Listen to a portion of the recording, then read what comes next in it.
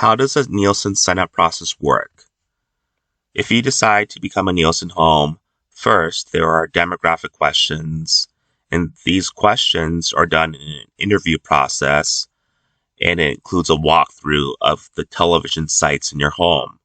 So Nielsen would want to take a look at the TVs and TV-related accessories so they can note down what type of equipment you have. The interview questions with the walkthrough, I estimate to take about an hour and a half to 2 hours. After the questions are done, an install date would be set. Now, how long does the install take?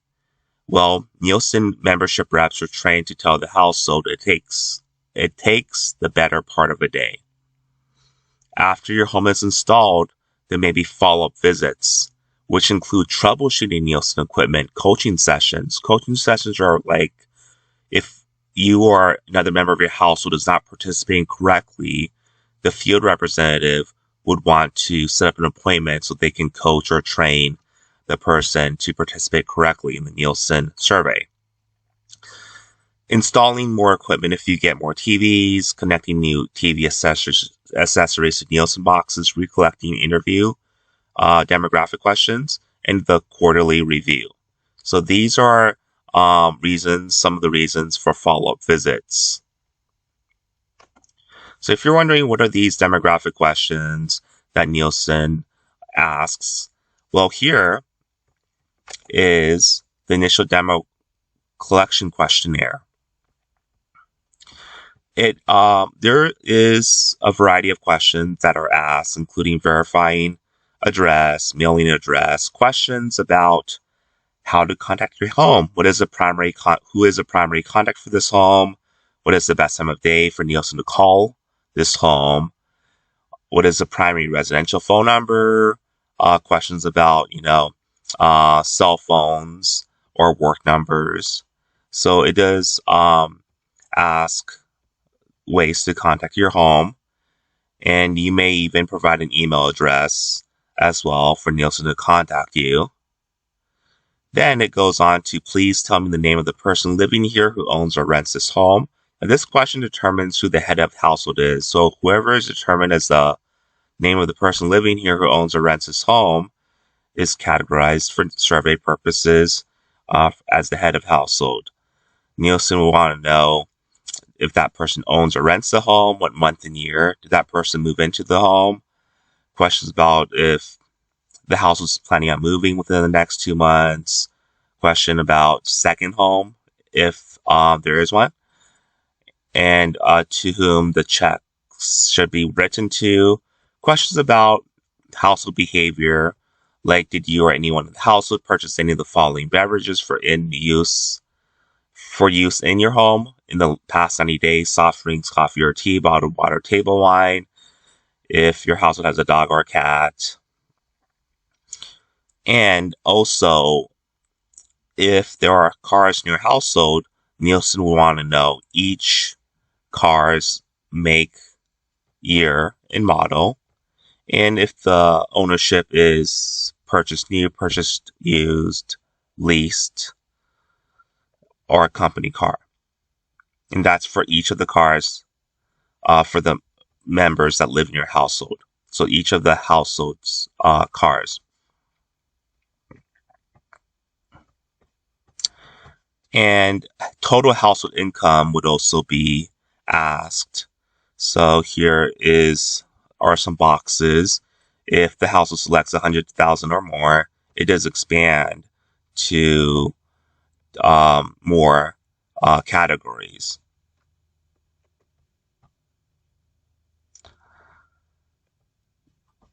And so it does ask about ethnicity.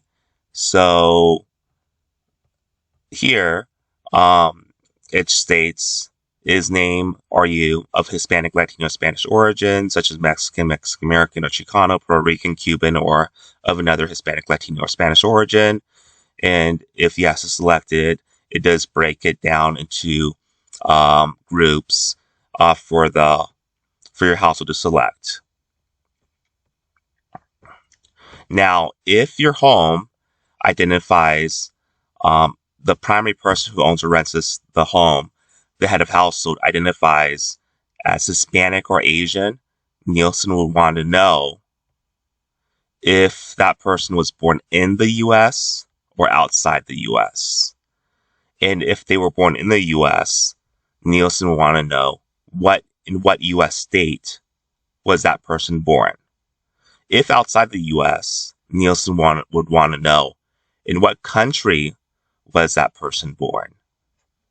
So it only applies to head of households that are Hispanic or Asian.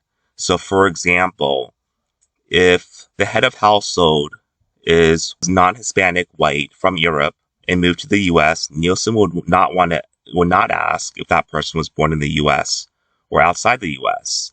Only if that person, the head of household, is Hispanic or Asian, would Nielsen ask about what state they were born in, if they were born in the U.S., or what country they were born in, if they were born outside the U.S. Furthermore, for Asian or Hispanic head of households, Nielsen will want to know, when did that person come to live in the U.S.? So that would be a year that would be put down by the Nielsen membership rep. Moving on, Nielsen would also want to know questions like, in any time in the last 3 months, has the head of household attended school or college? Also the highest level of education for the head of household. Highest, so here is the highest degree or level of schooling completed for the head of household. And if the owner or renter is Hispanic and Asian, Nielsen would also is Hispanic and Asian. So as long as the owner identifies as Hispanic, Nielsen will want to know, owner or renter identifies as Hispanic, Nielsen will want to know, thinking about the language that person uses in the home, would you say that person speaks only Spanish in the home, mostly Spanish but some English, mostly English but some Spanish, or only English in the home? And so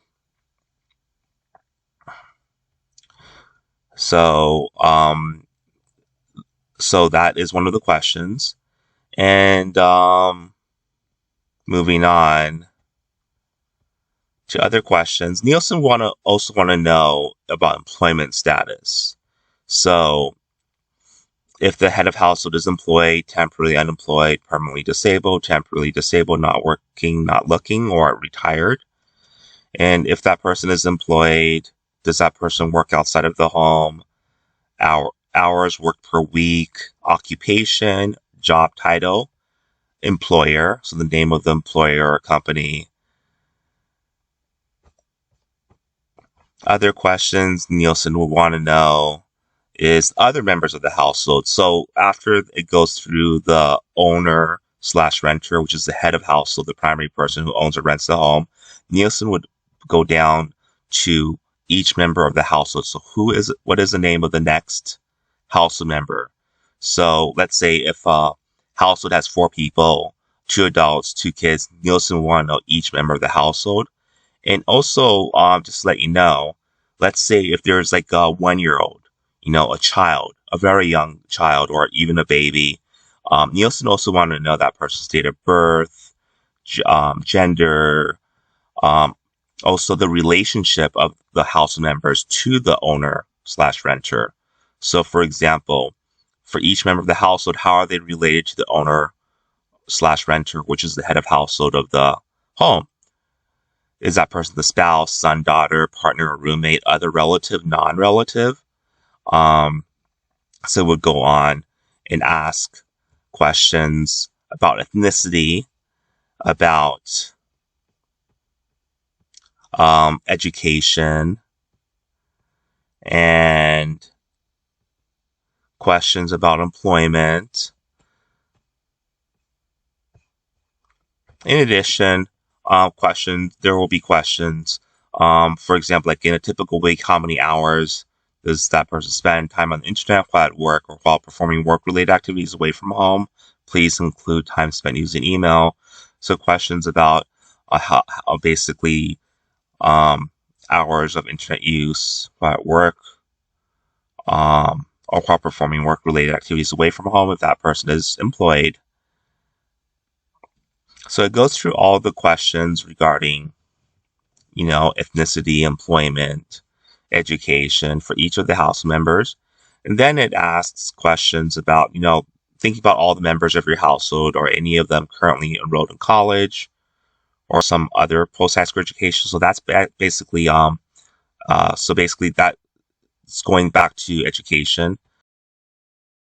Thinking about those members of your household who have gone to the movies at least once in the past 12 months, please give me the name of the person who most frequently goes to the movies. The questions about going to movies, how often, which one house member performs most of the grocery shopping, who makes the decisions about which products or brands are purchased for the household, questions about computers and laptops, tablets, smartphones. So if there are any of these types of devices, questions about what kind of internet do you have? Is it paid for by the household or the job, etc.? So collecting data about what is the internet service provider.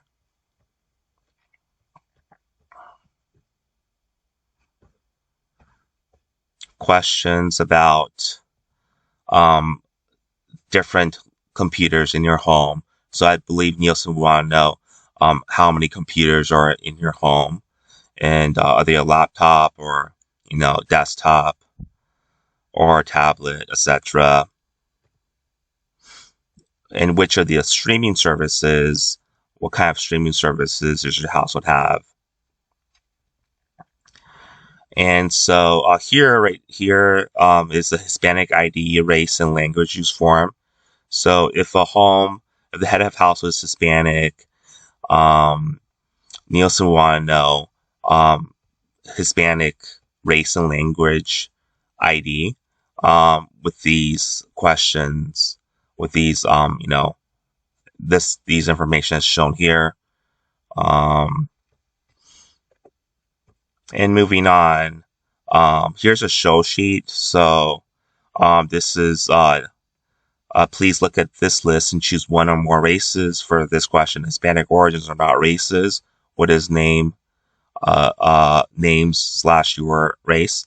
So these are the categories: white, black, or African American, American Indian or Alaska Native, Asian Indian, Chinese, Filipino, Japanese, Korean, Vietnamese, other Asian, Native Hawaiian, Guamanian or Chamorro, Samoan, other Pacific Islander, some other race. So if the home is Hispanic or Latino or Spanish origin, Nielsen will want to know breakdowns of exactly what is the origin. So let's say if other is selected, Nielsen would want to know what is the other Hispanic, Latino, or Spanish origin, and it does have a list. So, as you see here, just to recap, Nielsen does ask a variety of questions, and I hope that answers what type of interview questions are done during the Nielsen interview. And basically, at the end of the demographic questions, the Nielsen rep would walk through your house to take a look at every TV site. So let's say you have a you have a TV in the living room, you have a TV in the master bedroom, you have a TV in your child's bedroom, you have a TV in the garage. You would walk the membership rep through each location to take a look. So that way they can categorize on their computer, the type of TV, whether it be a CRT or a flat panel, and also details about the accessories or TV-related equipment connected to your TV. So, so it takes about an hour and a half to 2 hours from my estimate, and it's up to you if you would like to sign up for the Nielsen TV ratings if your home is selected. But here is something that I want to show you. I did a video about this previously, and this is for this was filed in a court case 2:17-CV-13737 MAG MKM, and then this person, which is referred to as household number 4, basically emailed a Nielsen employee. So in this email, that person wrote, "Hello, I'd like to make you aware of the BBB complaint I filed today after multiple attempts to get in contact with the manager from Nielsen." So that person's house number 4 goes through being upset with how the family has been treated. And then here, right here, it states, "Dave dutifully came to our home every time Nielsen's equipment malfunctioned," which was all the time. So here, all the time. So that is another complaint from house number 4. House number 4 also complained about getting harassing calls and texts when Dave was out on sick leave. Now, it appears from my interpretation, Dave is the household's assigned field representative or field technician. But when Dave was unavailable to visit the house, another person by the name of Brian called and texted relentlessly, attempting to gain access to house number 4's home because one of the TVs was not reporting. So, so another thing to consider is if something's wrong with the Nielsen equipment or how it connects to your TV equipment, field representatives would want to visit your home to try to resolve that. This house number 4 filed a BBB complaint. Anyways, thanks for watching and have a great day.